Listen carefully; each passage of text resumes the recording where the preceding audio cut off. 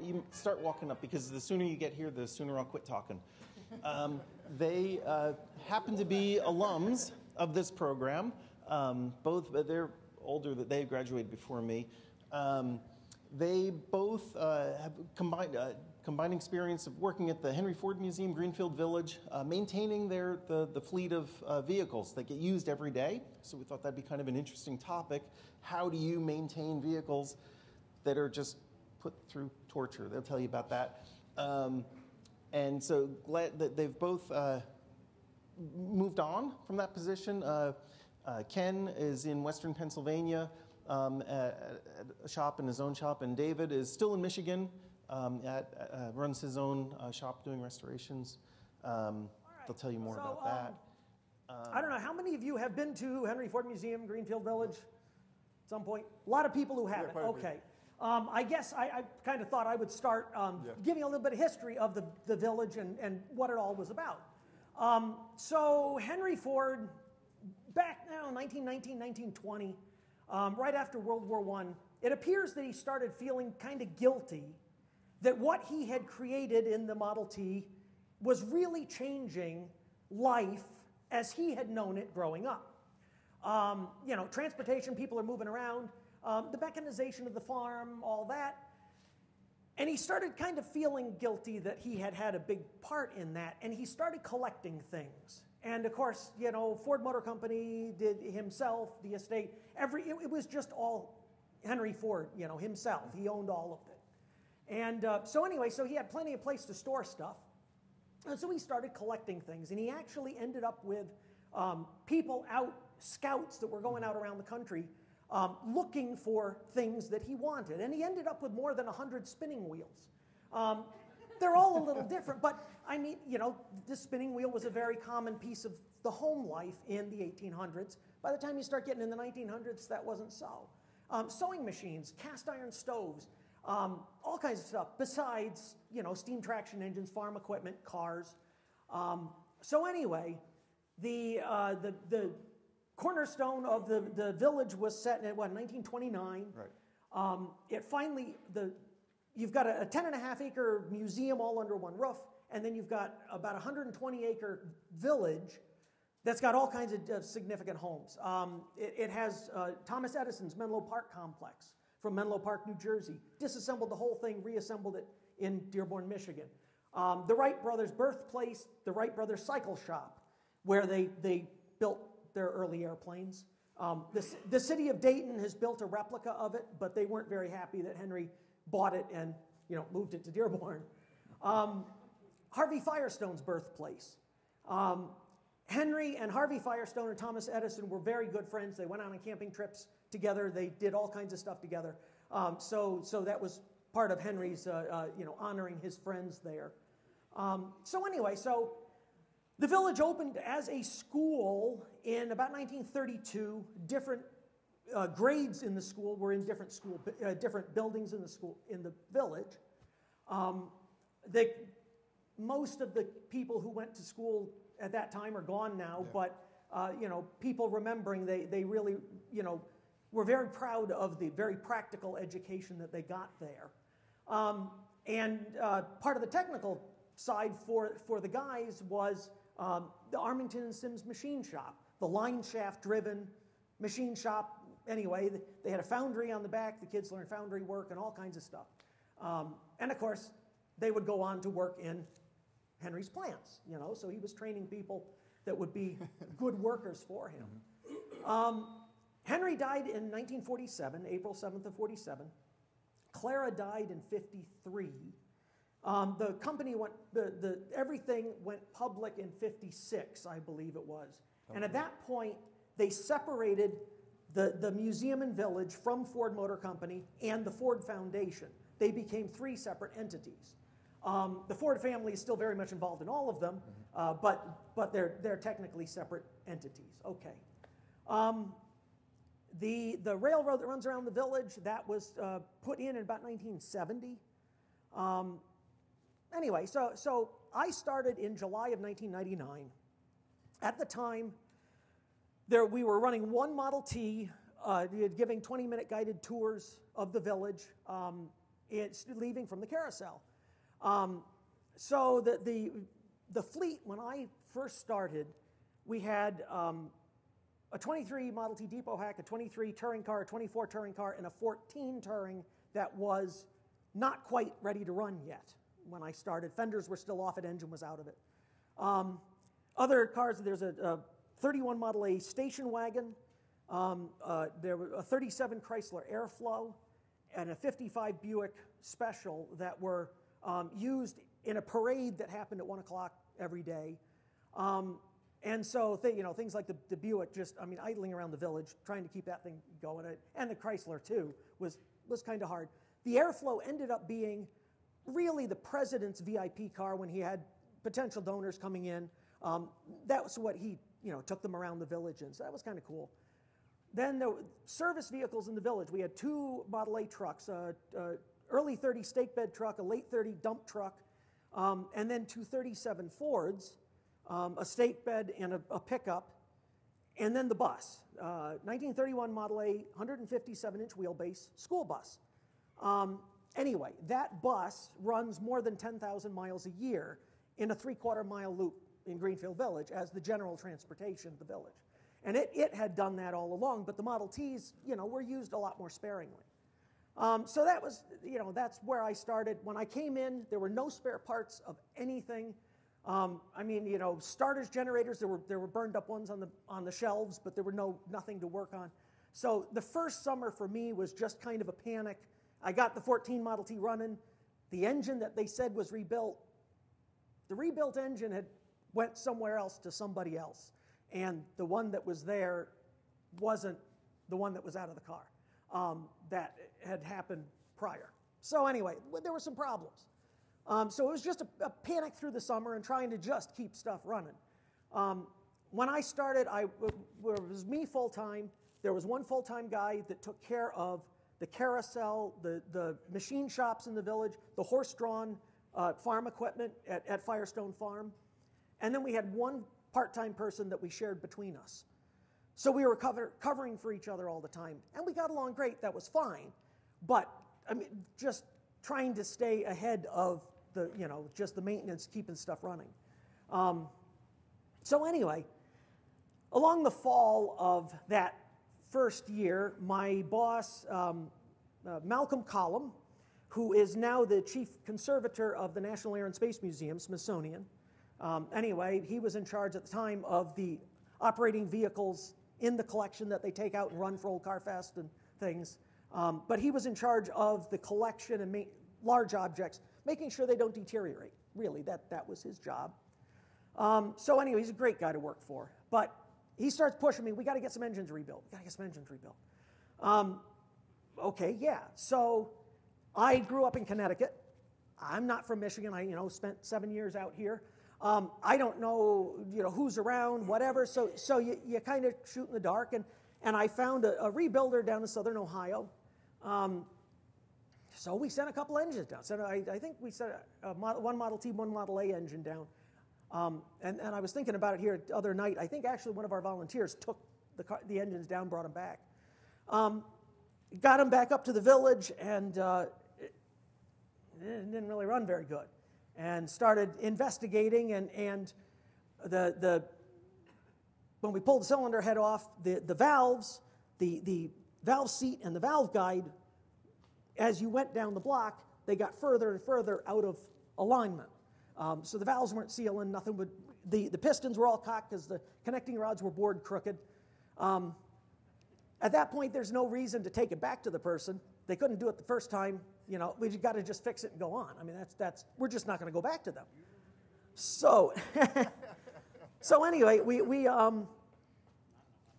later on that next spring into 2000, through the year, as things would happen out in the Village, car breaks down.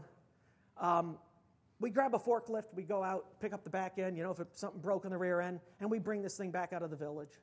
And of course, it's pretty obvious to everybody that, something went wrong. So,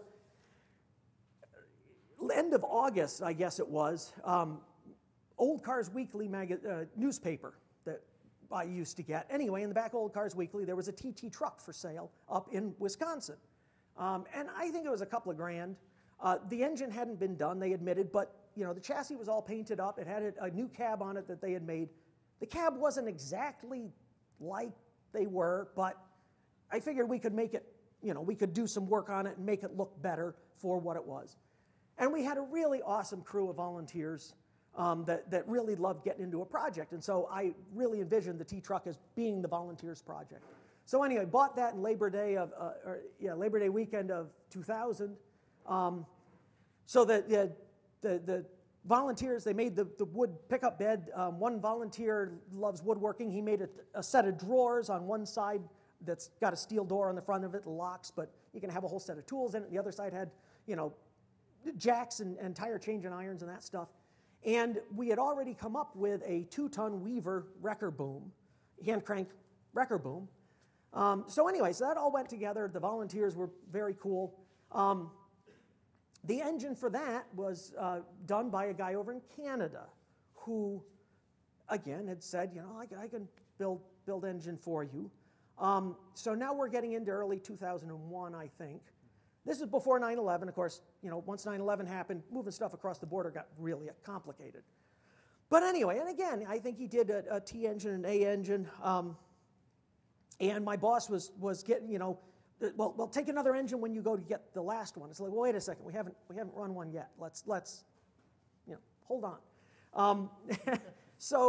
Again, the engine in the tow truck ran all right. It wasn't balanced very well. Later found out that this rebuilder, each journal of the crankshaft, he'll grind only as much to clean up. And so all the journals end up different sizes in the engine. He bores connecting rods just to fit whatever. If he does that for your car, that's probably fine. I mean, you're going to run the thing. It's going to run fine. That's good.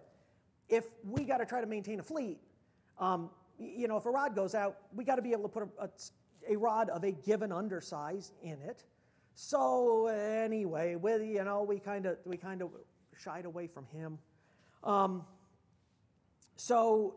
2001, they were running 2 Model Ts a day, giving the 20-minute guided tours from the carousel. Christmas time, in December, they do an evening program. It started out as being 12 nights. Now it's, 18 nights in the village through December and January? So the village, each home in the village is decorated in its era. So it open at night, and the Model Ts are running with their acetylene lights lit, and there's carriage rides and all kinds of stuff. The carousel's going. And it's kind of a Currier and Ives Christmas thing, and it's a really cool program. Anyway. So I think it was Christmas of 2001. Some of the village administration said, hey, we got to get some people together. We're going to do a Model T ride, just see how it works. I really didn't know what all was happening. But anyway, so we went out and we loaded people from the ground up, get them to climb up in the Model T. And that's not always easy. But we ran rides for a couple of the nights that Christmas, and it worked pretty well. It was pretty cool. Didn't think much about it. So through the winter of 2002, we start hearing discussions. 2003 was, of course, the Ford Centennial. So the village, they decided to spend an inordinate amount of money to completely redo the village, redo all the roads, redo all the infrastructure under the roads. They moved 13 buildings, got rid of a couple, built a couple, but it was, they closed right after Old Car Fest in September, and they didn't open again until May? Was it just June, I guess June 10th, if I remember right, 2000. Yeah, maybe it was. Maybe it was even after Memorial Day. Yeah, I was thinking it was Memorial Day, but I think you're right. So anyway, it looked like World War I, France or whatever. I mean, everything was just a disaster. Bunkers here and there. Yeah, and dirt everywhere. But when it was done, all concrete roads everywhere. There's ADA, accessible ramps to all the homes. Ramps coming up from the road to the sidewalks and all that. So that it really did make accessibility significantly better for the visitor. The bright white concrete was kind of frustrating for a lot of us. We kind of wish they had at least made it something other than bright white concrete. But it really did make things a lot better. And redoing all the electrical and sewer and storm sewers and all under the ground, you know, it's going to be good for a long time. So through this whole thing, they say, hey, we got this great idea. How about we have a loading dock out in the village, and we run rides in a small loop, and we're going to run 8 Model Ts a day, 7 days a week, 9 months of the year, giving rides in this loop from a loading dock. Okay, so to do research, how many people have done something like this? All right, so you're trying to figure it out on your own. Of course, by this point, I had a very good part-timer who was really quite helpful, but we still didn't have a second full-time person. So this is going through 2002. All right, in 2002, Ford Motor Company gave the Village 4 of the 6 brand new Model Ts they built. Someone at Ford Motor Company got this great idea that they were going to build 100 1914 Model Ts, absolutely perfect, for the Centennial. But then, of course, you know, you start thinking, and legal department starts thinking, and well, the Ford Motor Company builds it, and it's titled as a 2003 Model T. What can you do with it? I mean, it doesn't have 4-wheel brakes. It's got acetylene headlights. It doesn't have any safety equipment. You can't register this thing if it's titled, you know, if it is technically a 2003 Model T. So anyway, in the end, they ended up building 6 cars. And of course, they were so proud of them that they gave us 4 of them before the Centennial ever got to. Anyway, we'll get into the Centennial cars a little bit in a moment. People in the Village had this idea in their mind that we're getting, you know, 4 brand new Lincoln Town cars, and, you know, they're going to run for years, and we're never going to have any problems. It was far from the truth. Anyway, and there were plenty of people in the world who know how a lot of the pieces on the thing should be and how they should fit together, and except the people doing the project didn't know. So that was something. So, but if we're going to run 8 Model Ts a day, we really need like 12 cars. I mean, you got to have a bit of a bench, you know. Well, Model Ts, part of what makes them fun is they are pretty affordable. If you are patient, you can find pretty decent, you know, nice restored car, runs great for not a whole lot of money. There are always cars out, you know, plenty of cars out there that aren't, you know, it's unfortunate they're not quite as good as they appear. But if you are just in the market for a Model T and you're just taking your time and looking around and waiting for the right car to come up, you can come up with a very nice car. When all of a sudden someone says, we need to buy 5 more Model Ts over the next couple of months. Oh, well, that's not always helpful. So anyway, I went around and looked at a whole bunch of cars that really weren't very good. We ended up getting a 26 Canadian car from St. Catharines, Ontario. And of course, if you aren't familiar, the Canadian cars have the little square drive screws in them everywhere, the Robertson screws. Anyway, we ended up with a 16 from northern Indiana, a 21 from near Peoria, Illinois, and and then the 23 from the 24, the Gray Ghost from Marengo, Illinois. The gray Model T. So this car is for sale in Marengo, Illinois. I happen to be coming back through for something. So I go up to look at it, and this person did the best sell job I've ever seen. He had it cleaned up right. He had it, you know, brand new set of spark plugs in it, and probably just, you know, the very best set of coils he could find, whatever. I took it out. I drove it around. The thing really drove fine. It was painted gray with brown fenders, but we couldn't find any other Model Ts. I mean, we can paint them down the road. That's fine. What we need are cars that run, and, you know, so anyway, so we got cars back. Anyway, we ended up having problems with, you know, all of them, obviously. It took a long time to figure out just what we needed and how perfect a car we really needed to be able to run in the Village. So, end of the summer of 2002, we start looking for another full-time person. My boss's boss was, she's an interesting character. Anyway, got a bunch of applications in, Ken's being one. She schedules 3 interviews. Ken doesn't call to say he's coming. All right, whatever. I figured he's probably, let me know that he's coming. So anyway, 3 interviews. Well, one guy showed up to interview for a mechanic's position in a 3-piece suit. Anyway, at the time, the replica of Henry's 1896 quadricycle was living in our shop. We were taking care of it, running it, demonstrating it when necessary. So for the interviews, we had the quadricycle sitting there. One guy came in, he never even looked down at, he couldn't have cared less at all. So we finally get through the last interview that she had scheduled, and I looked at my boss, and we both looked at Mary, and we said, Mary, you have another application. She said, well, he and Dave are friends, and all they're going to do is talk, and they're not going to get anything done, and hang on. So finally, she's all right. So she calls Ken and schedules an interview, and he comes in, and I walk in the shop, and it was just Dave and his boss, and the people just came wandering, just in and out, talking to me. Some people like Jim Johnson and a lot of those guys just came walking in and just like introducing themselves and walking out, and I'm like, this is the strangest interview I've ever had. So, but yeah. But then right after Thanksgiving, Malcolm called and says, come on board. And afterwards I said, look, Mary, he's the only person I know that's going to walk in here. He doesn't need anyone else to tell him what to do, and he's going to be able to take care of it as well, right? The same as I'm doing. So anyway, they agreed, and he came on board the end of December. Yeah.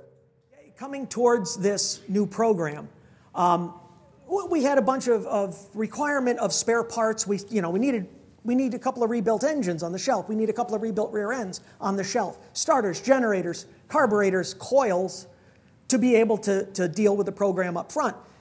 Part of the problem is I just didn't have enough hours to get that stuff tracked down and try to get the cars ready to run as well. So that, we kind of started behind a little bit there. The other thing I told them, we got all these different vehicles in this fleet. That's not going to work. If we're going to be maintaining these Model Ts, we're going to be maintaining this kind of a stressful, dedicated program, we got to get rid of the stuff that's not Model T or Model A. That's it. Because even the 237 Ford trucks, one was a real 37, one had a 39 engine and hydraulic brakes, and so it had different water pumps and different carburetors. You had 2 completely different sets of parts for 2 trucks that looked the same. I mean, it really was kind of crazy. So at that point, they sold off the 37 Fords. We ended up with 2 wire wheel 28 trucks. One was a flatbed, one was an express bed, long pickup. That's where we kind of started this crazy program. The school bus, up to that point, school bus came to the village, I think, in what, 88 or something? 80s, I remember you telling me. Yeah. Anyway, and it was reasonably well restored. And of course, we're just absolutely thrashed this thing.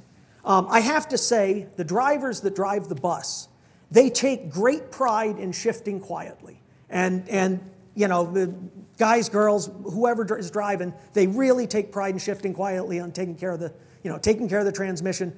They don't beat on it. So that was definitely helpful. But so leading up to this whole village redo, we had a bunch of different companies come in to quote on doing a restoration of the bus over the winter. One of the companies was Jack Roush Racing. Roush does an awful lot of stuff with Ford. Of course, he's done Ford racing stuff for years. But they also do a lot of work for the other 2 car companies. Of course, Jack has a museum himself. He's got restoration staff that does all kinds of stuff. They build new parts for the Merlin engines in P51 or the Allisons in the P51 Mustangs. Anyway, so they came in. It was actually Jack's daughter that brought in the crew. I don't know, there's probably a crew of 8 or 10 guys came in. And we had the bus kind of pulled apart, and they went over it and under it. And anyway, the way the quote came back was they had to replace a whole bunch of the lower structure around the body.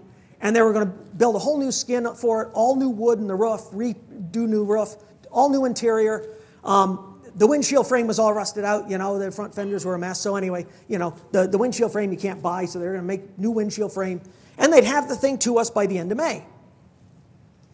And it was going to be $50,000, which I looked at and I thought for a moment and I said, folks, they're donating like half of the cost of this. And they're going to guarantee this, this is it's worth doing, and it needs to happen. Well, the guy who's in charge of development, raising money for the museum, he decided, well, it'd be easier to ask Jack to just donate all of it.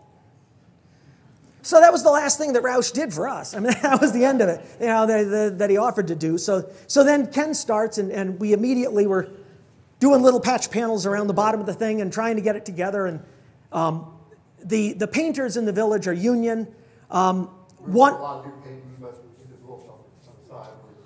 Yeah, so they didn't really have an actual paint booth, but there was one of the painters who was very good, and he wanted to do it, and the other painters were causing all kinds of trouble and getting in his way and trying to make life as miserable for him as possible. It was the dumbest thing.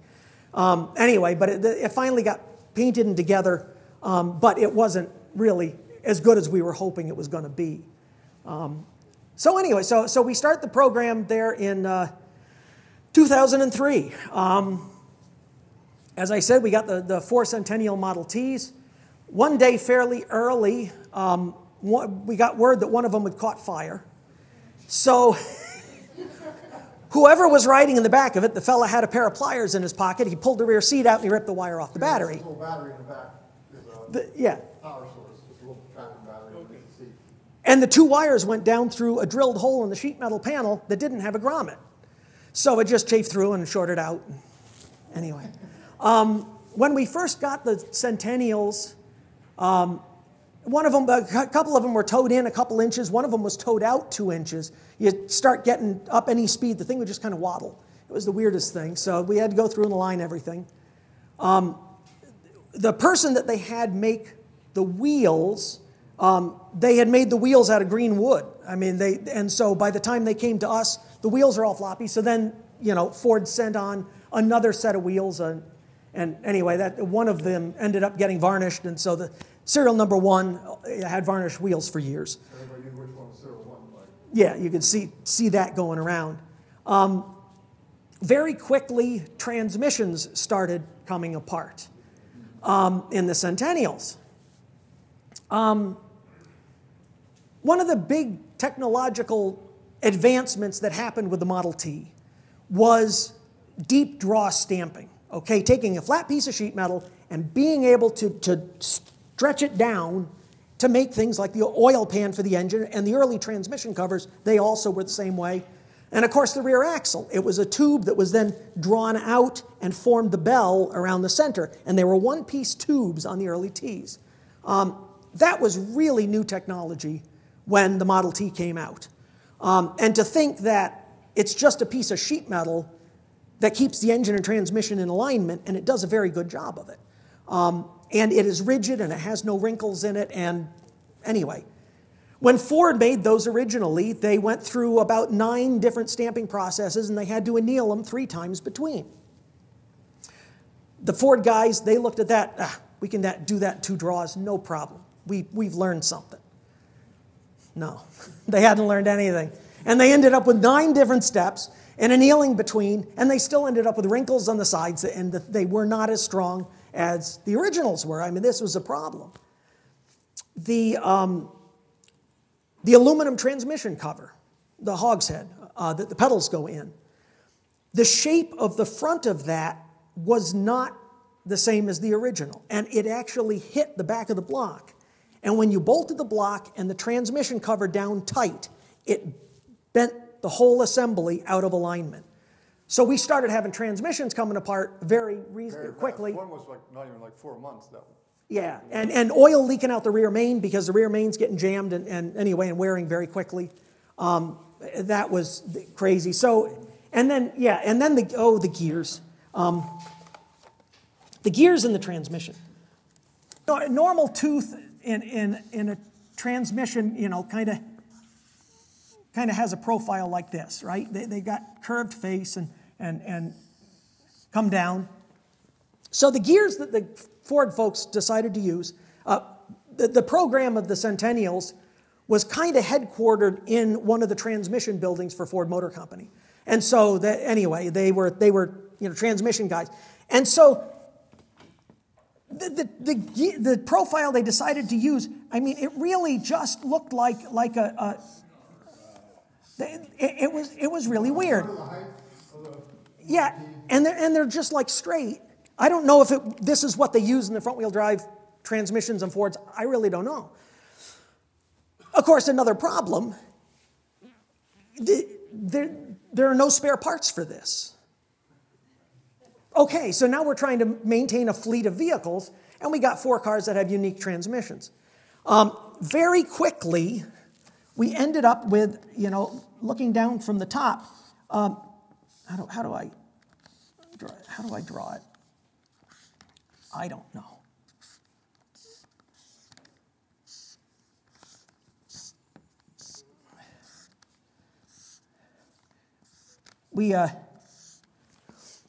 Very quickly, we ended up with the center. It wore right through the center of the tooth, and all of a sudden, the Model T just didn't go anymore. Because one of the gears was just passing right through the other gear. They were not hardened properly. Anyway, so we ended up throwing away all 4 transmissions. You couldn't even use any of the parts because nothing matched to the original. Yeah.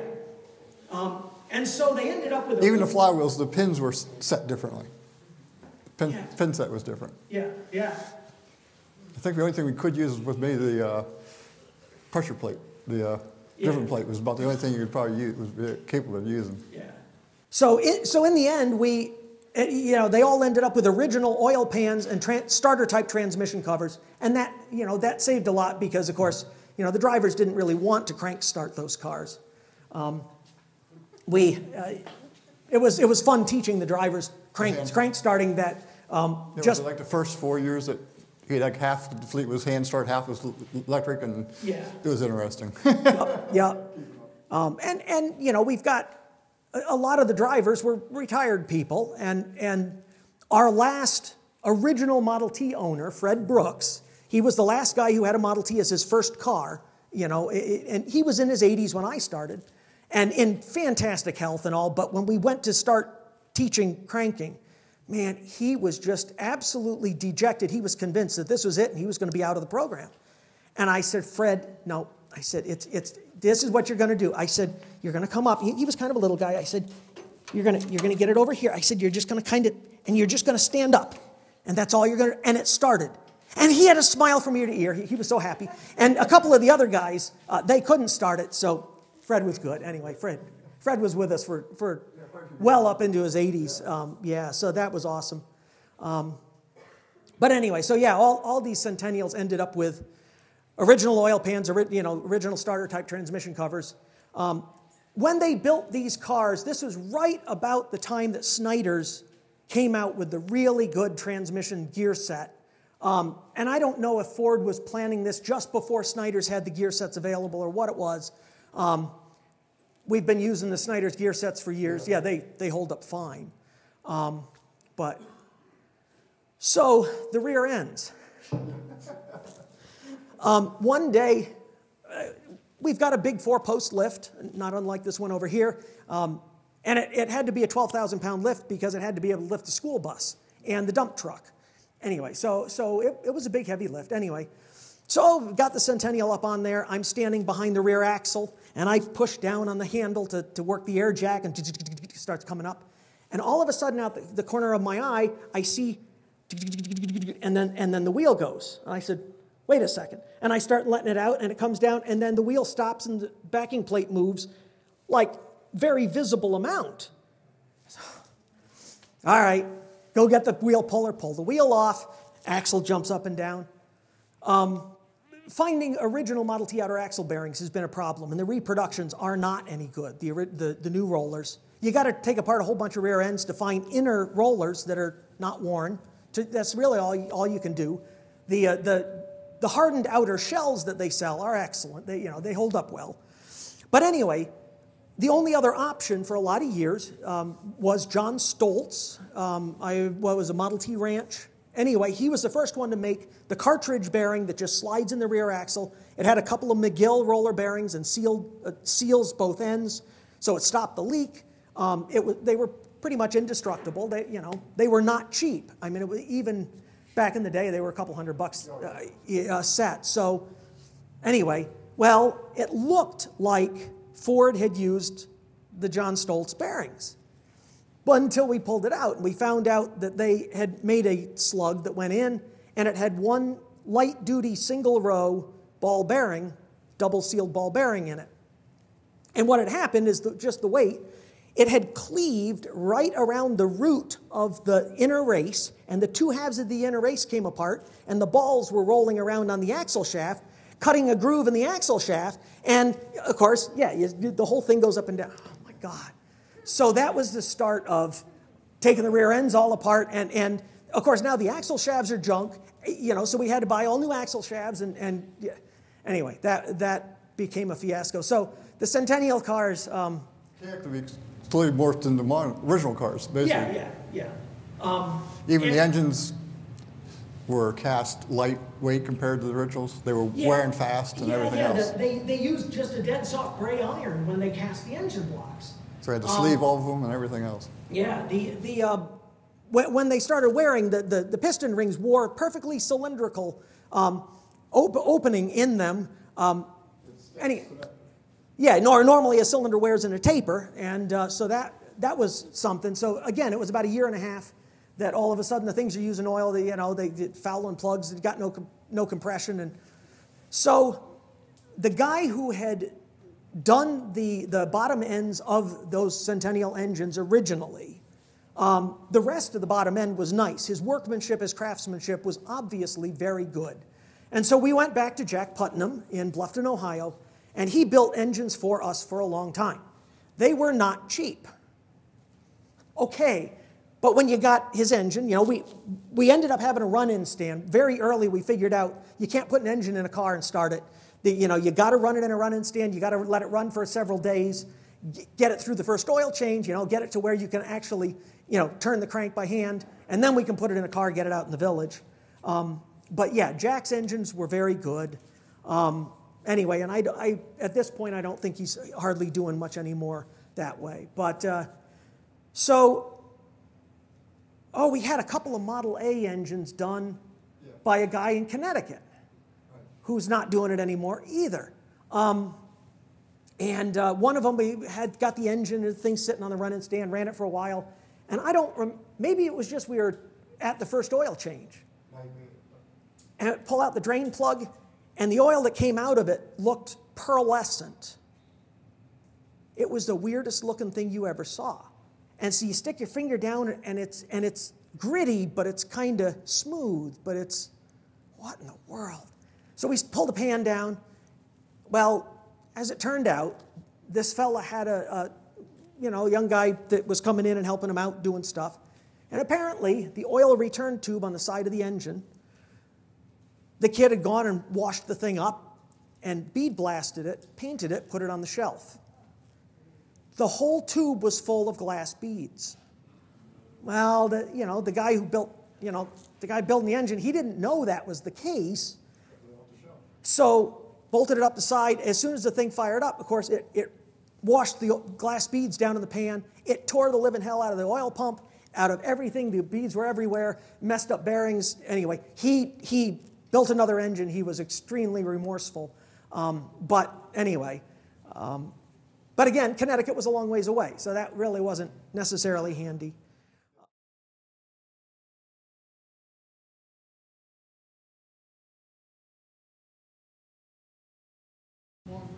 Well, we were using Liepelt for most of ours after a while. I think it's an 85 140, yeah. But it's a Liepelt product that's a synthetic. The one problem that we had, of course, you're running in like a 3/4 of a mile loop in the village. And you've got, in the summer, I mean, you've got massive people there. They'll have 5,000, 6,000 people in the village on a day. I mean, it's kind of a madhouse. Model Ts with standard ratio, as we started out, you couldn't get into high gear. Even if you could, you were lugging it so slowly that actually the output shaft coming off the pressure plate of the transmission, they were loosening up rivets. That was an early thing that was a problem. So as we started redoing, and maybe it was with the Centennials, was it, that we started with the 10-tooth pinions when we had those rear ends rebuilt? Yeah, I think when we first went through them for the 10-tooth, and slowly, as one breakdown, we'd change out pinions. Yeah, and the 10-tooth was better, but it still really didn't work right. It wasn't what we needed. So I was at Old Car Festival one year. Red Hall, who worked for Remco in Cadillac, Michigan, they are a big, high-precision machine shop, and they do a whole bunch of, make all new transmission gears for your one-off car. Doesn't matter, they can make it, and it will be right the first time. They are twice as expensive as other shops, and yet you know that when you get something from Remco, it will be perfect. Yeah. So anyway, Red Hall came up and he said, he says, it's pretty obvious to me what you need here. He says, several years ago, I made some 9-tooth pinions that would mate with the Model T ring gear. And he says, according to the engineering books, it's not supposed to be possible. The shape of the tooth isn't supposed to work, but he says, I figured out how to do it. And they were real bare to cut. And he says, I made them for one Model T owner who runs at the Newport Hill climb down southern Indiana.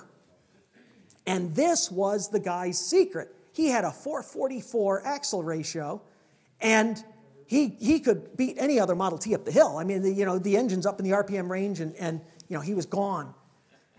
So anyway, so Red said, I can make you some of these. Well, fantastic.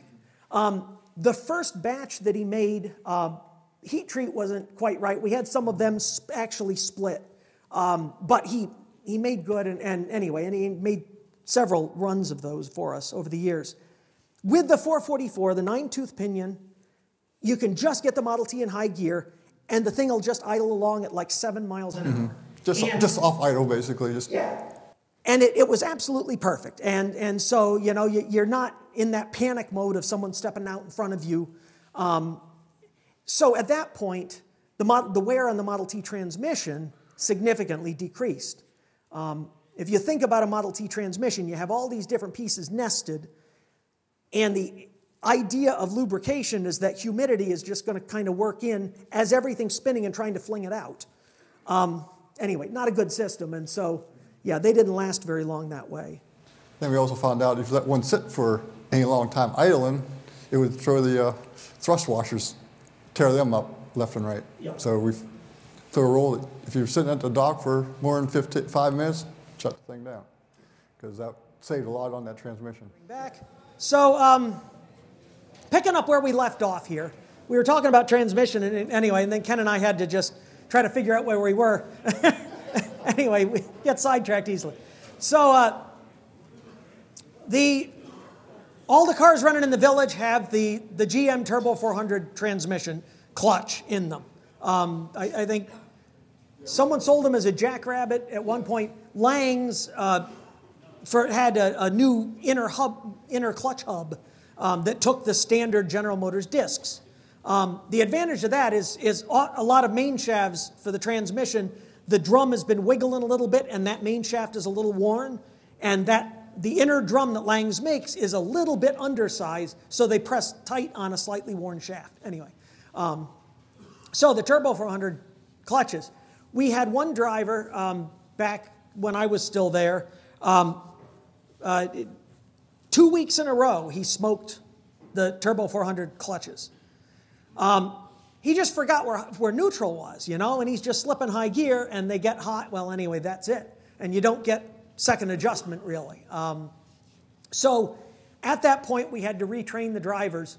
When they're coming into the loading dock, they come in through an arched gate and then line up at the dock. And we said, as you're turning left, you pull the brake back to the halfway point, and you don't release it until you're going out the other end. That way they can rest their feet, and also you know it's in neutral. And Yeah, and at that point, clutch is held up. But yeah, you still had trouble now and then with people smoking them, but it wasn't so bad. Usually what happened, they would be driving but let their foot try to rest on high gear. May not intentionally, but they didn't realize they were sort of riding that clutch and just slipping it just a little bit. Next thing you know, they'd come back at the end of the day and say, high gear's slipping a little bit. Well, when'd you find out? Oh, this started about 9 o'clock. Oh, shoot. So you try to adjust it. You might go another week out, but it was gone. And of course, then, engine's got to come out of the car. That's it. The culture of the drivers was something that it took a while to develop. Getting them to come back with a problem, We're not going to get angry at you if there's a problem. Just bring it to us so we can fix it, right? Because if we find out later and then someone else, But one of their questions was like, but it got busy. I didn't want to pull out of the line. They were too busy. But they didn't realize they're now going to take a car out of service for a week because they didn't want to take the time to bring it back because they were busy. And it was like, ugh. So we'd get a little frustrated at 5 o'clock. They'd come back and say, oh, this was happening. We'd say, okay. So, but because we eventually had enough cars that we had spares, so we'd just bring it back. I'll give you another one. We'd be fine. But they sometimes still would get in their mind they had to stay out there to keep things going. Yeah. They could struggle through. One of the other culture things with the drivers, nobody knew what dimensions the loading dock really needed to be, right? You're just kind of pulling this stuff out of thin air, and people came out and measured the Model Ts and measured the height of the running board and all that. As it turned out, 3 cars fits very comfortably at the loading dock. One of the drivers, one of the loaders, figured out that if the front car pulls forward so their wheels are out the gate and they're blocking the sidewalk, then you can get all the other cars to touch each other, then you can unload another car at the back. So all of a sudden, cars are coming back with rear fenders all bent. Of course, the 14 fenders come out straight, but all the later ones, the fenders go down, and they're running cars into each other. And the fellow who was in charge of the drivers at the time, he would not do anything about it. If one person got written up for it, it would never happen again. But nothing, anyway, that was a constant struggle. With bent fenders, bent back headlights because they ran into a car in front of them. You spend a couple of winters restoring a car, and it goes out, and the first day it comes back, the rear fenders are bent down. I mean, that's just maddening, absolutely maddening.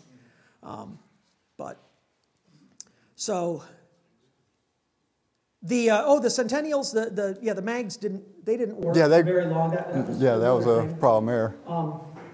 And then in the end, you were running on mag on almost all the cars, right? No, we pretty much stayed on battery because it just got easy easier just run them on battery instead of trying to keep up those mags, because it seemed like even if you'd put the mag together, a year later they started fizzing out, and it just run batteries, we'll be all right. And still, you still got a set of points, went through almost for the whole year, but you're running 10,000 miles a year on the cars.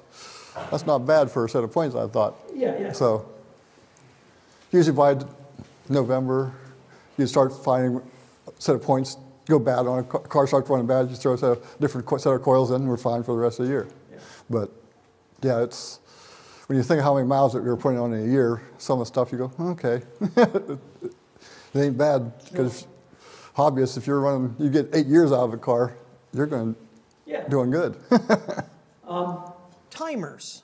When I was still in it, we had a couple of cars that had distributors, and also their friend of mine back in Connecticut was the guy who built the True Fire ignition systems, the whole box that slid in the coil box, and you had a pickup in the timer. And so we actually ran, as he was developing the True Fire, we ran those in the Village for quite a while on one of the cars, just to get hours on it. But anyway, so they're all running coils now, I think, at this point. Well, just before I left, we started trying to put some cars back to distributors just to try them again. Yeah. Basically, put them on like the 26 and 27s where the coil box was not underneath the firewall, because that way they didn't really hear the ignitions that well anyway, so that way, because they like the coils under them, because that way they still had that little ticky sound when people were sitting in the car, so they could hear that, and drivers could explain why that sound was coming up underneath the hood. So, but we were switching over some distributors just to get back and to see how they would run. And all the Model Ts have Anderson timers, the Anco timers on them, that have the 4 little flappers that stick in. Actually, I got put onto those by my grandfather. He started as a mechanic back in Connecticut in 1922, and his first job was working for a little garage, and they installed Anderson timers on cars, and he also, the guy who owned the garage, had 3 coal trucks, TT trucks, and every Saturday, my grandpa's job was to remove the whole transmission cover. This is 1922. We don't have replaceable ear bands, so you can't slide the band. Take the whole transmission cover off, put a new set of bands in the trucks every week. Anyway, so yeah, and he still loved Model Ts later. So anyway, you would think that would make you hate him, but so anyway, so Grandpa got me onto the Anderson timers, originals, when I was a kid. The advantage of the Anderson, if the front timing cover is just a little bit off center of the camshaft, you can time each individual contact to piston position. It takes time to do. Actually, Ken. I actually forgot I was going to bring my little height. I got my height gauge and have actually an Anderson timer here, but we basically would use a height gauge so you could find out where the top dead center was and adjust each tang to get alignment with top dead cylinder or top dead center with each cylinder, and that made it run 10 times better than you right out of the box. Yeah, and they run as smooth as a distributor at that point. Now, you pack them with a non-conductive grease, and it was what, Mobil XHP 222? Yeah, basically it was a clear grease, transparent. Yeah, it did. If you try to use a grease that has molybdenum disulfide in it, moly, that is conductive, and that doesn't work good in an ignition system. But you pack it with the clear grease, and they would last a year. Yeah, we run. When Dave left, I ended up doing probably 90% of the new timers every winter. We'd put a new timer on every car, and we had 15 Ts in TT truck with Anderson timers, and I do all 15 of them every year, and I got down to about 20 to 40 minutes per vehicle. The hardest part is bending that tang and being gentle enough with it and non-aggressive to just bend that tab just beyond the memory, the steel memory, and change in or out to get your adjustment. And a lot of guys couldn't do it because it took a lot of patience and time. As you're pulling that cover off, the timer off, maybe a dozen times in an adjustment. Yeah, but when you start doing it, you kind of get frustrated. But would there be less of an alignment problem using a new day timer? The original New Days were a Bakelite housing, and they had a copper contact that was almost exactly the same hardness as the Bakelite housing. The original New Days wore very well. I have not seen good luck with the modern New Days because they're just a thermoplastic, and the plastic is much softer than the contacts in them. So then they end up getting wore down, and then the wiper starts jumping, and they didn't last very long at all. And with the Anderson, as we say, the cars run 8,000 to 10,000 miles a year, and okay, the timer's pretty well wore out at the end of the year. I mean, how long does it take you to run 8, Yeah. Yeah. But how long does it take you to run your car 10,000 miles? They work very well. So. The thing is, like, I've seen it where I set one on the car, set number 1 to top dead center, and 3 might be 100,000ths advanced to number 1. Yeah. So you go, Casting? what's that? Was that in the casting? It's just the way the timer's put together, yeah. The way everything's set up. Yeah. But then I'd adjust all of them and get it down to less than 10,000ths between the worst, basically from the worst to the best. Yeah, we had a piston gauge with a dial indicator, on top of it, so you could accurately set, and so within 10,000ths of piston travel. Mm-hmm. And I've actually checked a distributor; most of them ain't that much different than From the lobes on the 4 lobes on it, there might be 10 thousandths between the 4 lobes. Do you ever have a need to replace triple gear pins?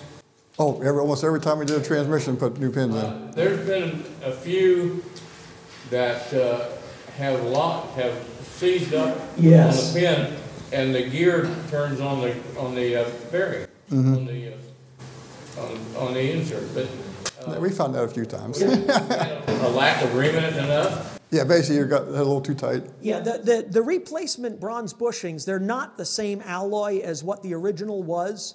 And of course, Ford says it's supposed to be like 1.5 to 2 thousandths clearance or something on those. Well, the Ford bronze was very slippery. The new bronzes, you can't. They've got to have 4 or 5 thousandths. That's just, you don't want to, but yeah, you just need to do that. Yeah. You got to kind of put them together, wore out, exactly. You get that engine up to operating temperature. Usually in a crankcase, it's about 350, 400 degrees. Oh, Yeah. Anything soft is going to expand. Yeah. Tighten up. Yeah. I've also seen the bushing seize on the pin and actually spin the pin in the flywheel. We've had a couple of those too. And that, of course, that destroys the flywheel too. How many times you've got to call down building something, maybe a fan slip or something, go pull that cover off and you just see steam coming out of that transmission. Yep. After maybe 4 hours of operation. What do you ream to a clearance of 4,000? I would do 4 or 5 thousandths. Yeah. Yep. So yeah, I've seen quite a few that were that way. Is that total clearance between both diameters, or? Yeah. Okay. Yeah. Space between. Yes, the space between is half of that. Yes, yeah, technically, but yes. 4 to 5 thousandths clearance total. Yeah. All the cars do run the filter screen that's underneath the transmission inspection cover. I heard someone argue to me once that they don't like running that filter screen because it's always full of something. Well, exactly. Yeah, good. So every time we change oil, take that inspection plate off, look at it, and And it also made life easier when you're doing the oil change. Pull that cover off and dump your oil right back in there. It was saved you a lot more than trying to pour it in that front opening. Yep. And that was usually when we pulled the cover off and you found something that you didn't like. That means that car was out of service till that transmission got checked out. Yeah. Or engine, whatever you found. So I'm just saying, what is that? Oh, Yeah. A lot of times when things were found, it was walking around looking at parts, trying to figure out what is this a piece of. yeah, Anyway, a lot of it times becomes it's mangled up and from hitting things. became interesting, but the shoes, the replacement shoes, Yeah, for the on the clutch, the clutches, 26, 27 little yeah, shoes. and even 25, I think they some of them had the replaceable shoe on that inside the brake drum that snapped on, that the clutch disc fit around. Those shoes, some of them were just glass hard, and they would immediately shatter and come Sometimes out. you'd find them in one piece sitting up in that Yep. filter and go, how the hell did you get in there?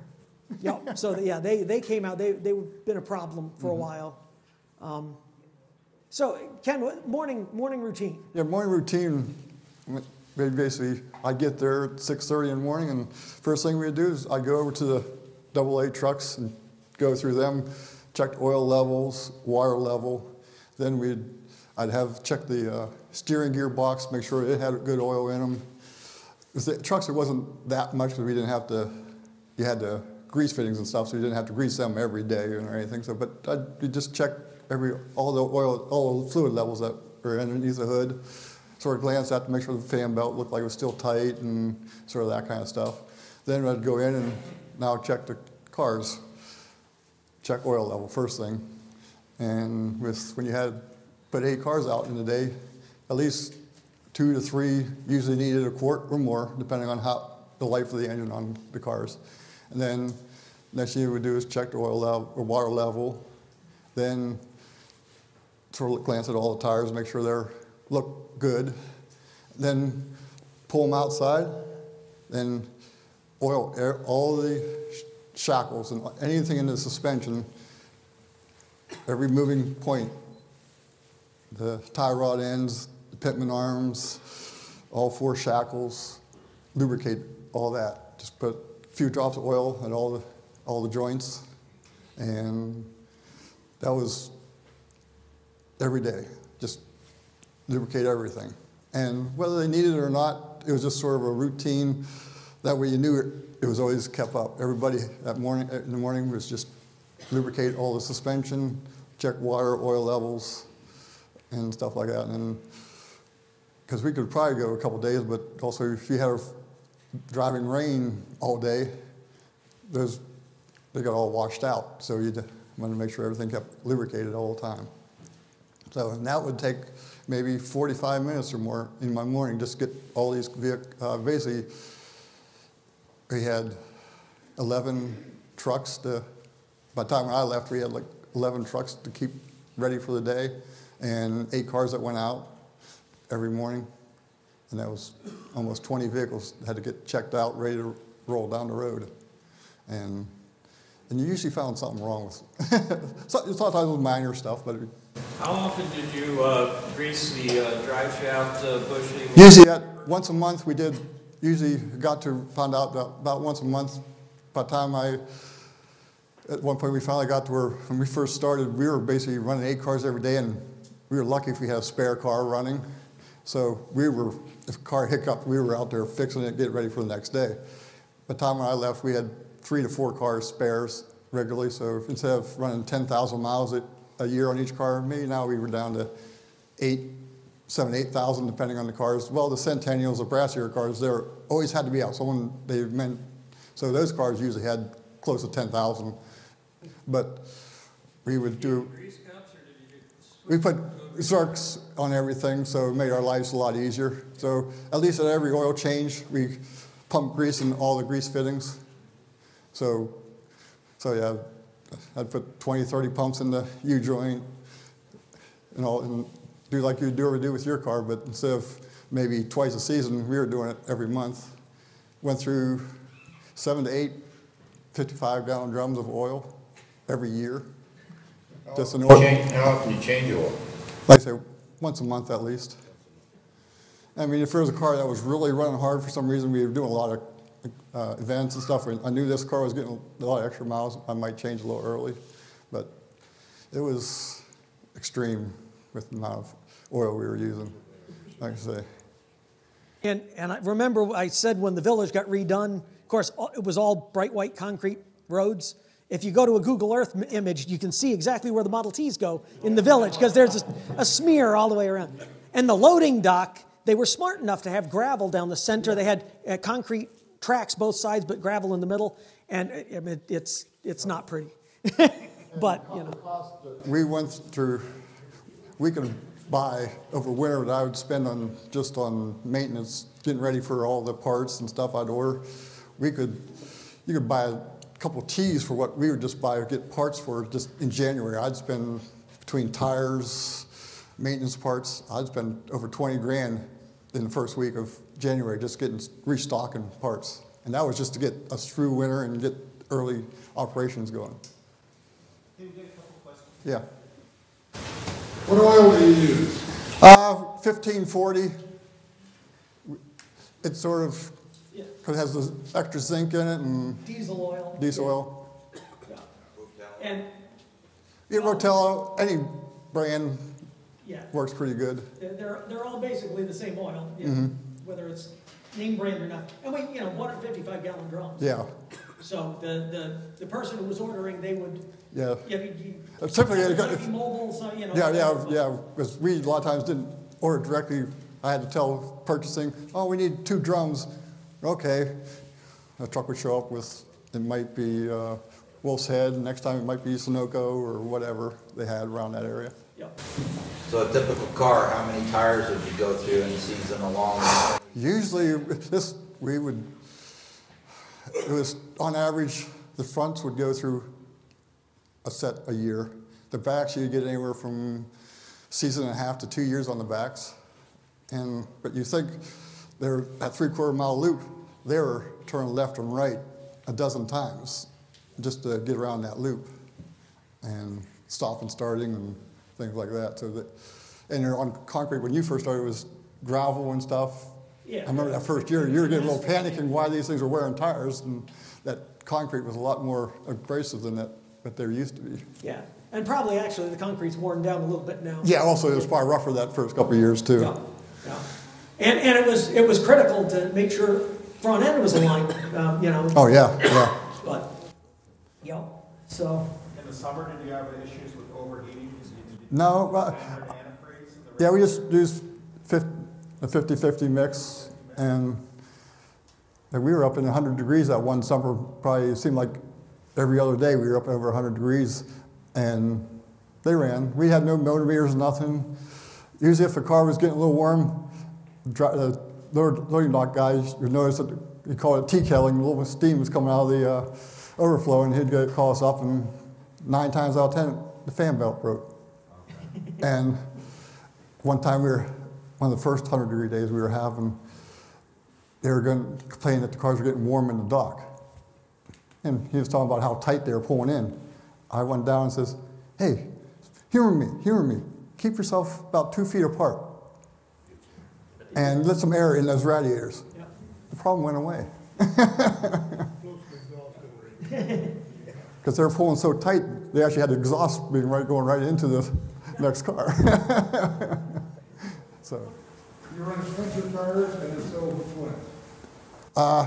We were running clinchers on most of them because most of them were 30 by 3.5s. We actually ended up, after Dave left, we ended up putting, even the cars that had non-demountables, we ended up getting non-demountables and put on all the cars, so it made our life a little easier when a flat tire came up. But we mostly ran Firestones, but that one year we were having trouble getting quantities, so we ended up we used several different styles, but the Firestone seemed still wear the best for what we were doing because it seemed to have a little more tread life than some of the other makes or styles. When we were running 30 by 3s on the front, we had the straight rib universals on them, didn't we? Yeah, and they look nice, and you know it kind of accentuates the 2 different size tire thing. But again, they about a season that was it, you know. The first couple of summers, the construction, they had left a lot of debris because we were having flats a lot that first couple of years. And it was one summer day, I did 6 flat tires on non-demountables in the Villege.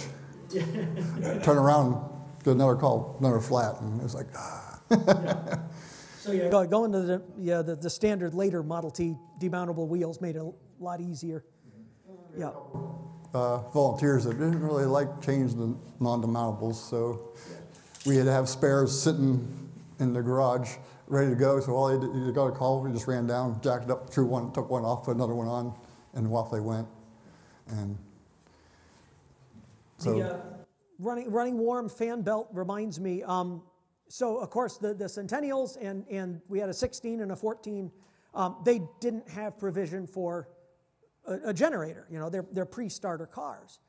And of course we put the starter type transmission covers on all of them, so you know electric start, but you got to be able to charge the battery. So we tried running one of the bolt-on generators for a while that went in where the generator went, and they never lasted very long. They got hot and they burned up. That was it. So we ended up using the Texas T-Parts bracket that goes on head studs and mounts the alternator on the left side. With that Texas T-Parts kit, you get a bigger aluminum pulley that goes on the front of the crank, and then there's a small pulley on the alternator. And the pulley on the crank there's a multi-groove belt, and then there's like a narrow flat belt. I think they actually cut your belt in half. Yeah, you cut your flat belt in half, so you ran a narrow belt up to the fan, but then you had this 3-groove multi-groove that went to the alternator. The problem, and especially before we got 9-tooth pinions in the things, the problem is that even with that system, it would charge just off of idle.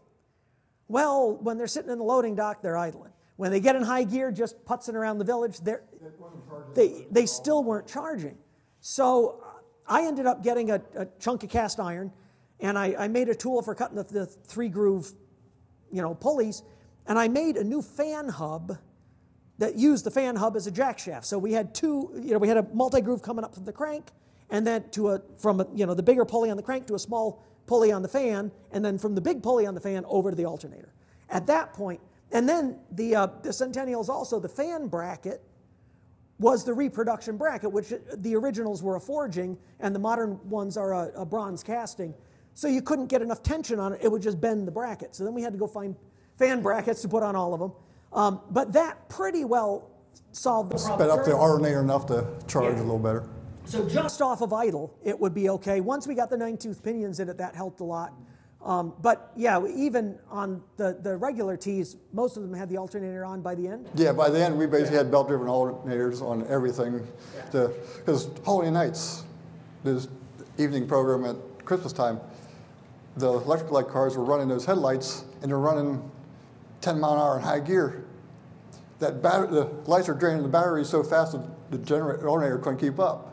But so by the end of the night, all the electric light cars were basically drained of power. So the next day, we had to go in and put chargers on all the electric light cars just to get them back up for the next evening.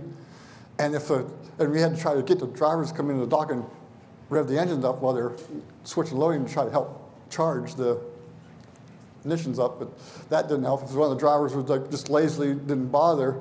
By the end of the night, sometimes they didn't make it back to the garage. Yeah. Listening to you guys, I'm getting the impression you're not running water pumps. No. I've always thought that they were a Band-Aid for a bad radiator. Yes. Yeah. We always we'd put new ones on here and there. And I've had actually people walk up from the village before they put the gate in so people can't get back. Walk up, and one guy from, I think it was Texas, he was a visitor, came in and goes, "You got water pumps in all them cars?" I go, "No. We don't have any problem." He said, "Why not?" I'm like, "We don't have any problems." Depending on what you're running, sometimes I've been told they can drag 1 or 2 horsepower off. Yeah, I don't know how many, but yeah, they'd be a little bit of a drag, yeah. And it's another place to leak, and it, another place for the fan belt to flop off, and then, then they start boiling. Yeah, so all the cars had flat tube radiators in them. The later cars, the black radiator cars, were you using Brassworks radiators, or did you start using any Berg? I think we still were running Brassworks. I don't think, we never got around to switching over to Bergs for anything. The Brassworks brass Model T radiators, if you don't know, they fall apart. They're not put together the same way the originals were, and the sides all come loose and everything comes apart on them, and it's extremely frustrating. Some of them were starting to get loose when I left. Yeah. And you had gone through a couple of sets of radiators. Yeah, you had a bunch laying around the shop with the sides all falling off them. And David, you guys running flat tube radiators? Yeah. Yep. So it's all the later core. Yeah, they do. Yeah, and especially with the speeds of 10 mile an hour that they're basically running in the village, you needed all the extra cooling you can get out of them radiators. If we were running them out there 20 mile an hour or more, you could probably take the fan belt off and it'd be fine. But the speed that they were running, we had to try to hope everything was. They say every time I got a call and they said there's one over, the first thing I know, go check lift the hood and see where that belt's at. Sometimes we just need a minor adjustment to tighten it up, but it was usually a slipping, or most of the time I'd go out, lift the hood and go, where'd the belt go? Find it out in the village somewhere. And the other thing as far as overheating, you got to make sure your timing is set right. If you don't advance the timing enough, that's one of the big reasons that Model Ts run hot also. And we also, when we set them up, we got the timing set, then also we purposely found where the sweet spot for the Village, because that's pretty flat. So we actually put a stop. So the drivers, all you had to do is put it up to start it, then pull it down to run. And yeah, we put just a little hose clamp. Yeah, just a hose clamp. Around the, right around here on the quadrant. And so you could only pull it down so far, and that was it. And that way we didn't have to have the drivers trying to think about it. Yeah, we tried to make it as simple as possible for the drivers so they didn't have to know where each car, because some of them, you might only pull it down that far, and the next one might be down that far, depending on how everything went. So each driver would have to try to learn each car. I knew each car, like Dave, when a certain car came in, you knew exactly typical problems and how it ran. I go almost car coming up the road, I go, oh, that's a 16, and stuff like that. But a lot of drivers couldn't tell that, but I could tell just by what sound each one had, their kind of unique sound. We also put made clamps for the Model A's as well. In that case, there's no place you can put a hose clamp around. I used it was like 3/8 inch thick piece of steel that's 3/4 of an inch wide. Cut it off like 3/4 of an inch long. Put a slot in it and a set screw down. So anyway, it just slides over the quadrant. Set screw goes in. Anyway, so again, we didn't have to have anyone try to question. That we limited to over advancing and stuff like that. So everything was. And we still, of course, got broken starter springs and sheared off keys. Because you always had to try to tell them, remember, put that spark up every time you start it.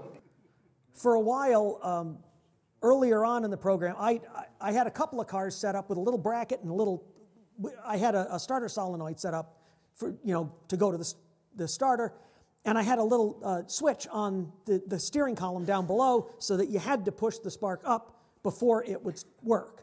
And that that worked, but it added more complexity to it as well.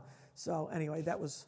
We did go over and put solenoids on all of them with the push button because we were having so much trouble with those reproduction foot switches. Yes. It was just becoming too much work. Or trying to save ourselves work, so we put solenoids on with a push button on the seat riser over behind the handbrake. And told all the drivers where they were, so they knew exactly where to hit it. And it was also especially with the brass car or the early cars, they didn't know it had a starter underneath the hood. Yeah. So. Yeah. Another culture thing. So when we first started, Ken talks about checking oil and all, and then pulling all the cars out, lining them up along the building. So when we first started, there were certain drivers that would show up, 2 hours early to put their stuff in the car that they wanted. It was kind of ridiculous. The drivers loved the brassier cars. Yeah. And so there were certain drivers, they would come in and then they'd just sit in their car in the parking lot. And the drivers who were coming in, swiping in properly and then coming back, well, they would always get the 26 or the depot hack that they didn't really like.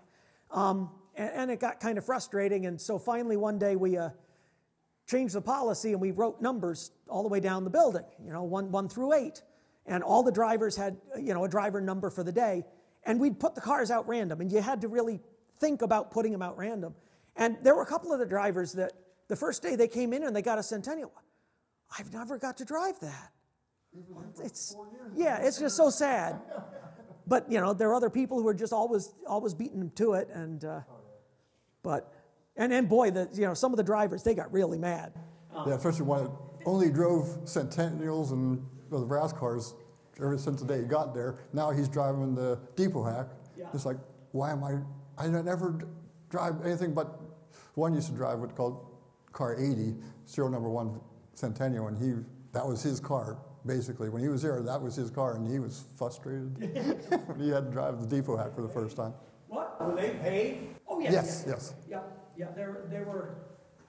Are they full-time? Yeah, they were part-time. They were part-time, seasonal, seasonal type people. There were probably, 35 or 40 drivers? Oh, yeah, there was 35, 40 drivers covered. Most of them worked 2 or 3 days a week. I think when we were there, some of them were driving almost full-time. They were limited to, they couldn't go over it was like 38 hours. But I think at one point they changed and said they could only drive 2 days a week or something like that. There was something that happened. I know they changed the number of hours they put in. So. Yeah. And then with all the people in the village, the trucks, the Model A trucks that were running around, the special programs, creative programs guys that set up and take down for all the special events out in the village, they would, again, we'd have a whole bunch of people to drive. In a given season, we probably have, 75, 80 people that were trained to drive different things, so that was kind of hard to police. And, there were people who reported to very different parts of the institution. And probably better than 90% of these people that were driving these cars, some of these people have never even seen a T in person until the day they came in to train to become a driver. And so they got 3 to 4 hours training with us, then they were, as long as they got through those 4 hours, now they're a T driver in the village. Now they're a professional driver. And they were basically learning on the job, more or less. Yeah. The same way with the truck drivers. Most of them, some of them never even driven a manual before. Now they're getting to learn how to drive a straight cut gear transmission and try and drive them. I don't know how many people I trained, over the years. Early on, when I was there, we did classes. There was a whole class catalog, all kinds of different classes that they did at the Village, and so there was a Model T driving class in the evening. We did it 3 nights a week for 2 weeks or something, 3 times a year. And I had people come from California and Texas and all, they come from all over the place to come and get to drive a Model T, and it was just cool. And there were some of the Ford engineers, Ford people who had clients. They bring clients in, whatever part suppliers in, and that was something that they do for fun, So it was a lot of fun. But I taught so many people to drive, and without a doubt, women who never drove a manual transmission picked it up quicker than anybody because they have no preconception of the left foot, what it was supposed to do, right? I mean, and that really frustrates a lot of guys, especially, rather macho guys. The hardest people I had training was guys 60 and over that drove manuals. Yep. They couldn't get, even though they knew that they had to go to neutral, their instinct was to put it to the floor when they got to stop. And for that first hour, it was nothing but stalling the car, stalling the car, stalling the car. And every time they go, what are they doing wrong? Your foot went to the floor. Oh, okay. But it would take them maybe 2 or 3 sessions before it would start clicking to get their foot to stop before they went to the floor. One guy never did get trained. He couldn't get it through his head to stop. I had one that just, he was a presenter in the Village, did very well in other areas of the Village. Yeah, he could not. He just never could pick it up. But I think it was really only those. Yeah, I only had one as far as Village drivers. One thing we don't want to lose sight of is, back in the day, somebody drove a Model T with 2 hours instructions after parking their horse and wagon. Oh yeah, absolutely. A lot of people couldn't understand that. How did the people figure out how to drive a T? They had nothing else to compare to. So yeah, this is the only thing they knew. Yeah, absolutely. And probably another thing I found that the hardest part was getting people to understand how the choke works. Yeah. I can pull out all 8 cars in the morning with probably 2 revolutions of the engine, choke it, hit the start, bam, pull it out. I had drivers come in and sit there and either pull the choke out and hold it and never let go of it, or never use it. And they'd sit there and crank for a minute. I'd be standing in the garage and all of a sudden I hear, ram, ram, ram, ram, ram, and I go running out and I say, let go of the choke. So yeah, that was the hardest part, getting people, some of the drivers just to understand how to actually operate that choke. And some of them were seasoned drivers that I was having trouble with. Oh yeah, absolutely. And it was just amazing. We did take the carburetor adjusting rods off of all the cars, so there was nothing in the vehicle that could be messed with. They can't mess with the adjustment. On Model A's, of course, the choke rod is also the intermediate adjustment. We actually took there's the little sleeve that slides up and down on the carburetor on an A. We pressed out the inner piece, which is half round, and we cut it off, and then we pressed it back in. So, you could work the choke, but you couldn't adjust anything. We had it set, we'd pull it apart, we'd get it adjusted right. When I first got there, we didn't do that, and every once in a while you get a truck issue, and you get down here, it's just bellowing black smoke. You walk in and adjust it down and say, okay, you're good. That's a dirty trick, David. Well, yeah. Yeah, when you got that many drivers and you're trying to keep these things going, it just... So and all of them had different habits of driving, and you just had to try to get them all to the same thought pattern, but it didn't always work. You tried to idiot-proof them. Yeah, basically, that's what... Didn't want to say that, but basically, yeah. Yeah. But you always find a better idiot. Yeah, that is true. And we had one in the shop. So shortly after Ken started, they needed to hire a part-time person, and really the intent was to do the oil changes and keep up on the routine maintenance.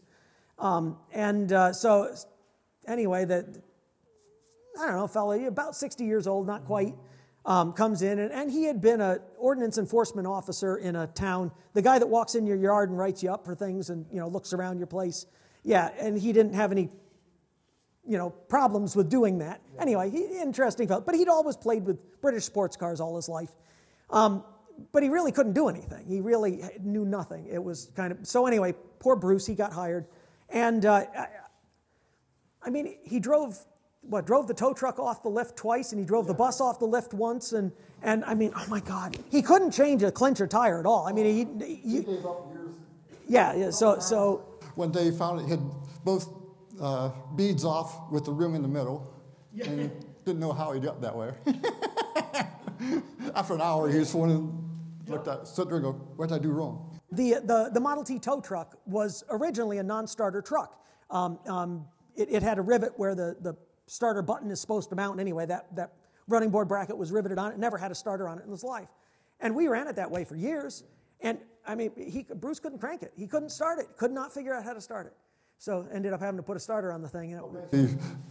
Almost a couple of days after you left to go to Roundhouse, all the volunteers says, we need a starter on the tow truck. Okay, we'll do it. I kind of kept, made sure that and it didn't bother me. It stayed as a non-starter, kind of to limit people who was going to drive it. That definitely helped. Yeah, it did help that. Volunteers, obviously volunteers are a major part of the program, and in an awful lot of nonprofit kind of places, it is a big deal. I had a couple of volunteers when I first started out that were extremely experienced Model A people, and I learned an awful lot of Model A stuff. I grew up with Model Ts, not A's. So anyway, I learned an awful lot. But then we ended up with a crew of volunteers that kind of stayed around past their sell-by date, I guess. Past the point where they could really do much. And it became more of a social thing. So, you needed to change an engine in something. It was almost easier to, we did it on days when no one else was in. You just put it in yourself because it was easier to put an engine in a T yourself than to, try to have someone else push them with your fingers up in the U-joint. You learn tricks. How to pull an engine back using ratchet straps. Yeah. Just get it up in place and line it up and pull it back with a ratchet strap. So you didn't have someone going, just give me a 1/4 inch. No, you just ratchet it back a 1/4 inch or whatever. So it made life a lot easier. Kabam! Yeah, there was something, hey, give me a little push. 3 inches later, it's up against your fingers going, hey, wait. Yeah. But, got a lot done with the volunteers. Mm-hmm. So. Oh, yeah. They were helpful, but like Leslie says, after when I left, there were several of them guys that were there in their 80s. When I got there, these guys were just retired and were very useful. By the time I left, some of these guys, if it wasn't on the lift, chest high, they didn't want to work on it. And 10 years ago, they could lay under the car all day, but now they were, and so it was made life a lot more difficult sometimes for them. Well, many seasons, we went to Kevlar as soon as we got there. Funny part was, we put all the Kevlars in before the very first season. I actually ordered a whole complete set of Kevlars, not knowing what we were getting ourselves into. And probably for 7 years, those bands were still on the shelf. We would do transmission, full engines and rebuild engine and transmission, put them back in with the same set of bands for probably 3 or 4 engine builds. The Kevlar's easily, so you're probably, I bet, 100,000 miles on a set of Kevlars. Yeah, with the Kevlars, I've gotten myself in trouble before, and I just did it again. You get the Kevlar set broken, you got to adjust them a whole bunch of times when you first start out, and it's frustrating. And you say, this was the dumbest thing I ever did, and then all of a sudden one day you realize that you haven't been adjusting it for a while. But when you realize that low gear is getting a little low, don't turn the adjustment more than a 1/4 turn. Don't turn it a 1/2 turn or a little more. My 26 Speedster I did this summer, I ran it around town a bunch, and I talked to my dad, and I said, I really got to go out and back that thing off a little bit, because it's probably a little tight. But, I'd probably been running around a couple of weeks just in town, and then I had to go pay my insurance, so I heading south of town and just, opened the thing up, running 50, and all of a sudden it starts slowing down. I said, crap. So anyway, and then it freed up, and, that's the lining getting machined out of the band, and I got it home without the thing going boom, but, it hasn't started again. I got to put a new drum in. Well, I got it and have it. Even if I knew the low gear needed adjusted, I wouldn't just grab that thing and adjust it. I always took the cover off and watched and made sure I could see movement in that band. I did not adjust up visually, more or less, instead of just guessing it. So I just, other guys said, "Oh, just adjust." I go, "No, I want to cover off, look at it, make sure everything still has clearance, and do it that way." It took a few more minutes, but I was verified that way. I didn't over tighten it. The other thing with Kevlar bands, and we messed up a lot of drums when, personal family stuff, when the Kevlar first came out. Of course, it doesn't really wear. It also doesn't transmit, it doesn't let the drum cool. It's an insulator to the drum, and it's got a very high coefficient of friction. All of a sudden now you can just put your foot on the brake and just ride the brake down a hill. Well, the Model T is only designed to take so much heat in the transmission drum, and if you try to use reverse, you slip low gear a little bit, you can end up overheating and cracking drums very easily. Put in Kevlar bands, drive it like it's got cotton bands, and then they last forever, and that's the important one. David, have you ever tried wooden bands? Yes, I bought a set of Gwin wooden bands for the Village. They chattered like I couldn't believe. Yeah. And I tried putting different grooves in them, and I thought they just as you're trying to engage them, they just shudder like crazy. And of course that'll just loosen up rivets on the drum to the gear.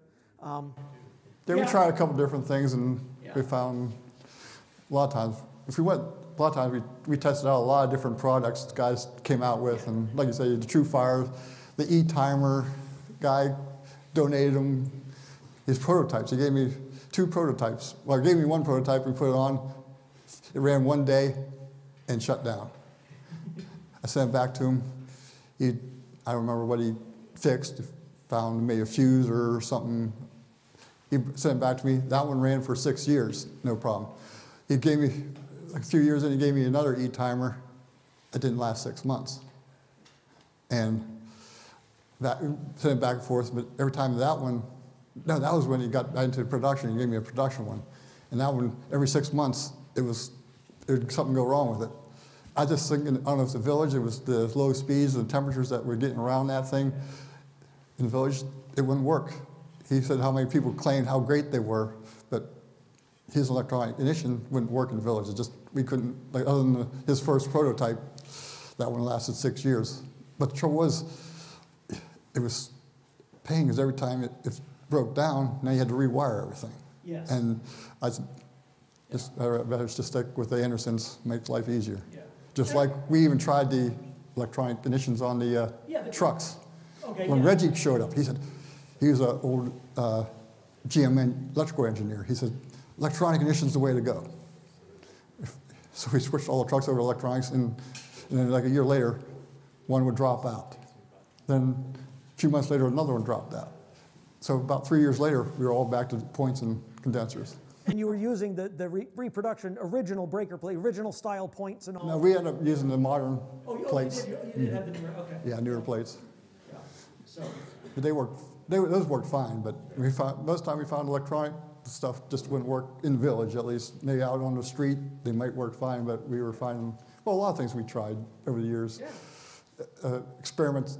We learned to not just change over with something new, because if it started failing, you had the whole vehicle, your whole fleet was going down. Didn't talk about the depot hacks. So when I started, there was one Model T depot hack. It was a Syverson body from the 60s. Sure looked like an original body, just of the age, being in the Village all that time.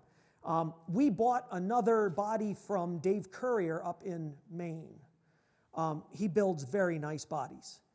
We put a lot more steel structure in it because of, so many people getting in and out of it, and hanging off the side of the post, So yeah, and then the subframes, those depot hacks, they had a like 2 by 3 inch oak sills that run the length of the body. With people in the back, they just start sagging over time. So I use 2x3-inch, quarter-inch. I think the first one was quarter-inch wall. I think the later one was 1/8-inch wall. Yeah. But mechanical tubing that ran the length, and then I had 1x3 mechanical tubing cross members, and it was notched into the sills and welded all the way around, and then had to do a little straightening on them. And I capped off the ends, and then you paint it flat black, and no one notices that it's steel. And at that point, you could have however much weight in the back of the depot hack, it would never bend. Made a very strong platform. But the other problem, a Model T has these little axle shafts. They're 1/16, and they can't carry much weight. So we started having troubles with the depot hacks. It's okay if you got a family and you put the kids back there. Holiday nights especially, the loaders kind of I don't know, they just seem to be putting the biggest people in the back of the truck. And that... Two or three, maybe people that were 200 plus pounds in the third row, plus a smaller person in the middle between them, the two jump seats and someone with the driver. Sometimes they had set somebody in the middle between the floor. You'd have maybe 8 people in that car going around during holiday nights. So, needless to say, we started shearing off rear axle shafts. And also that's why we went to safety hubs, too. Yeah. So we were using the cartridge-style bearings, as I said, the John Stoltz-style hubs. Well, then he came out with a safety hub that's got a big bearing. You've got to cut off the end 3/4 of an inch of the axle housing, but it's got a big ball bearing, and then there's a ring that bolts on to the hub bolts that goes through. Anyway, it's actually a lot like what they did for safety hubs on Ford V8 race cars in the 40s and 50s. You had to make sure you had something so the wheel wouldn't come off your car. Those worked pretty good, and of course it's taking a lot of the load on the axle housing itself. But even then, the weight, you still have that bending moment when you're going around a corner, and they would still shearing off axle shafts. Like I said, after he left, we were right through, before he went to the roundhouse, we were still running the 3 rows, and somewhere after he left, I realized the depots were shearing a lot more axles than any other cars, and I said, it has to be because of this weight. And a quarter-ton vehicle, but we're running way more than the capacity of that car. So I took the 3rd row seat, moved it up to where the jump seats were, and eliminated, just had that back open, and one manager was really upset with me for a whole year because we took that 3rd row out. But our axle issues went away. Yeah, it was just overloaded, and the driver, the managers there, man, they thought that it was going to take, add time to their line, and really, well, it was only a couple of persons, in those 2 vehicles. It didn't really make any difference. I just had a question. We were talking about training the drivers and things. As far as like the length of how long your transmission and your gears work, when you have them shift, you start out in low gear. Is there a certain speed you found that kept the car running better before they shifted into second? Literally instantly, yeah. Oh, okay. Sorry. He was asking if when you're going from low to high, what speed do you get to before you go into high gear? And literally, they start pulling left out of the loading dock and immediately come back into high gear. And that, no. Yeah, when I was a lot of times I was training when we would go around the village. If I got them out in the village, I'd come up through an intersection. For a while, they'd go through the intersection and maybe another car length before they even think about shifting. I says, once you get comfortable, you should be, before you hit the other side of that intersection, you should be already in high gear. And most of them got to that by the 3rd time they actually started realizing, just get that car rolling and pop it up. And one thing that's different, driving very early cars, okay, it's 20 horsepower, it's got a lot of torque. And, people driving modern cars, even, manual trans stuff, you kind of get used to, having to keep RPM up to make any power. It's really hard to break people. And on the Model A's also, trying to teach them.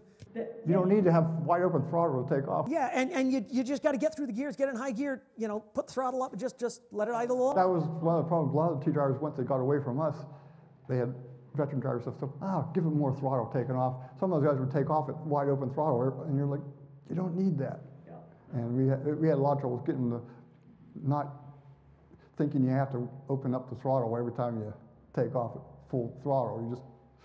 You can just ease into it, go, as I even when I was training a lot of times, a new driver, I usually drive them out to a parking lot we were going to train in.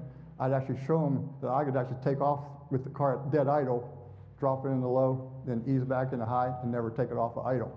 And they couldn't understand how I was doing that. But when you have a 9-tooth pinion and you feel your clutch, you can work it out.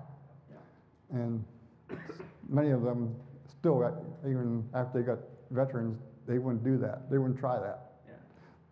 The drivers all came back in for a retraining session each year, just half hour, 45 minutes or so before the start of the season. So, before the start of the season was kind of panic at the end there, doing all these retrainings. And it was, you can catch some things, but of course they're going to be on their best behavior. Oh yeah, they're usually they're watching every P's and Q just when you're driving with you, just to make sure you didn't catch their habits. Yep. Yes? You've talked about the back end. I'd like to talk about the front end. And yep. Specifically, I've been looking at this car, and the wheels are slightly turned in. They're not perpendicular to the floor. And my car is that way. I have a 21. Yeah. And is that normal, number one? Yeah. Should the tires be that way? And number two, the spring system, the buggy spring system, do you need to lubricate that? And how do you do that if you need to lubricate that? I've usually never lubricated the springs because I always told that extra friction helped in the suspension. Yeah, it's kind of like a shock absorber. I actually oil my springs and yeah, I think that's sort of up to the person. I was reading the instruction manual, the old instruction manual, and it said you needed to lubricate those springs. Yeah. So it said loosen something up, So can you explain how to do that? Well, for me, for one thing, okay, my Model T doesn't look like a lot of people's Model Ts. It's kind of shabby, and it's kind of dirty, and it's tarnished brass, and that's just the way it is. I drive it almost every day. Anyway, so I just dribble oil on the top of the spring, down the spring leaves, yeah. The angle of the wheels coming in, that's actually built into the spindle itself, and the idea was to get the bottom of the tire closer to the center point of where it turns, okay? If the wheel is way out, the wheel's kind of swinging around like this. If it's right underneath, it's part of on a bicycle, the center line of the steering post comes back just behind where the tire touches the ground, and that makes it track right. Well, this helps make the Model T track easier, having that wheel come in underneath the kingpin. Yeah, so it's not exactly under, but that was what they were trying, and later on, they designed that into the angle of the kingpins itself. But Model T, those kingpins, the spring perches, all that's supposed to be perfectly straight. Their intention. Yeah, not a problem. Yeah. Next on these wooden bands, what kind of wood is that? I have no idea. Does it hold oil? Yeah. And they had some kind of a slimy treatment on it when you put them in. But they just chatter. They were detergent oil. Yeah, keep the engine clean. I mean that's and you put together a brand new clean engine. You might as well keep it that way. Because you're changing oil enough that you keep anything out. The only time I ever say non-detergent, if someone's got, pulled a car out of a barn and the thing hasn't been apart, it's only ever run non-detergent, it's kind of sludgy. Until you get the pan off, you get things cleaned out, okay, fine, run non-detergent. But once you get an engine cleaned out, there's no reason to let it sludge up again. Yep. What about like that Lucas oil stabilizer and that sort of thing? It's... that's not a problem. And even the added zinc. I'm absolutely an advocate of added zinc in later cars where you've got stiffer valve springs, stuff of the 50s, 60s. You need to be adding zinc to your oil. Otherwise, where having a lot of camshafts that are wiping out. Model Ts, you got valve springs that are, I mean, you can almost squeeze them by your hand, right? So there's no real tension on them. It really doesn't matter. Yeah, just the diesel oil and, I think it did help. One time we had an engine, a fresh rebuild. It was actually for the tow truck. One time we had it, and we had to start it up, and the rear cam bearing was just a little too tight. It was squawking, and you took the heat sensor. The other two were cool comparatively to the engine. It was like over 300 degrees, that thing, and it was squealing. So we thought we had major issue. So we ended up, I went home, and on the way home, picked up some of that zinc additive, threw it in there. Within minutes, I quieted it right down. And the temperatures dropped off to nothing, or matched the rest of them. Yeah. So like I say, we didn't want to have to tear that engine down just to remount that bushing, thousands or so. So we said, just try it, and it worked. And that engine's still in there. So. Yeah. Engine rebuilders.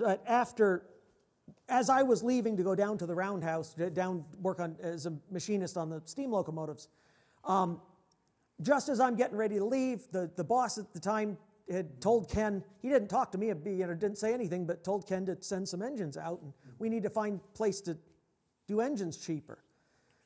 Well, the place they ended up sending them, without really talking to everyone, was the place that I first used and had engines that didn't hold up very well, and so then Ken immediately started having troubles again. That was so frustrating to me because, we probably went through, I don't know, half a dozen different builders at different times. We were even building them for a while in the garage, basically having taken out local shop to do like the honing and boring, and as long as the battery was okay, we would just rework it and go again. But then time management was getting, and I said, okay, we finally got a guy that was doing basically our short blocks. We were doing in-house the transmissions and stuff like that, and some of them ourselves, and that was working. So yeah, Kevin Pruce, yeah. He's been doing engines now for quite a few years. Yeah, he says basically he did for about 10 years or so, I think. Yeah. Your Centennial blocks that were cylindrical, did you cure that? Yeah, well, yeah, we hone it out, put regular repair sleeve in it, shrink a repair sleeve in it, yeah, and then they were fine, yeah, but, so. Most cast iron gets harder as it gets older. Yeah, and Ford used a very high nickel content in their cast iron, anyway, it was very hard iron, and always was. I mean, even small block Fords generally run longer than a small block Chevy. It just, the blocks are harder, the rings don't wear as much, but yeah, that was a frustration. And again, yeah, as soon as got sleeves in it, then it was fine. And those engines had scat cranks in them. They were they had not. I don't think they were scats. They were pre-scat. The Bumac crank. Yeah. Well, the serial number 1 had a standard crank, a stock T crank in it. Yeah, because when Jack got it, he got the crank and it didn't. Nothing lined. I don't know. The rear main bearing was too short or something. It didn't line up, so he ended up just putting a standard crank. And the other 3 had the balanced crank. Yeah. But luckily, at least while I've been there, I don't think, and Gordy hasn't said anything, we never broke a crank. Yeah. Luckily, with all those years and miles that we put on these cars. And I lugging them down. Yeah, it is kind of, but, yep. We broke everything else, but never broke this crank on one.